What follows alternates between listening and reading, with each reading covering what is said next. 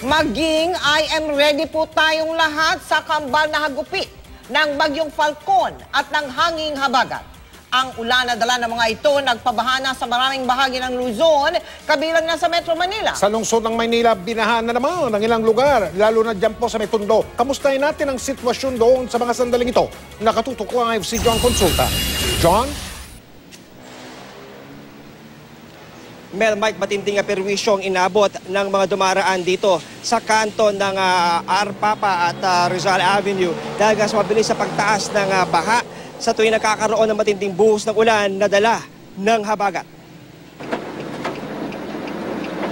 Dahil sa matinding buhos ng ulan, lubog sa hanggang bewang na baha ang Rizal Avenue corner Arpapa Street.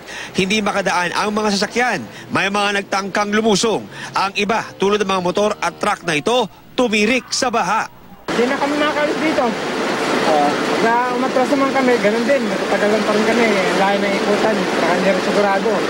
Sigurado mataas din sa ibang lugar, lalo sa Blooming Trees. Babalik na lang ako. Babalik na lang. Hindi mo na isusugal, sir? Hindi na. Bakit po? Lali po, hindi gumagalaw. Todo pasada naman ang mga upuang nasa kariton at tungtungan na may drum sa ilalim para makaiwas sa baha ang mga taong bumababa mula sa LRT. Ang ilang bata, sige sa paglangoy sa baha. Kahit sa di kalayuan ay may mga basura sa kalsada. Sa pagbaybay naman namin sa Espanya kanina, walang baha pero nagkalat ang mga basura.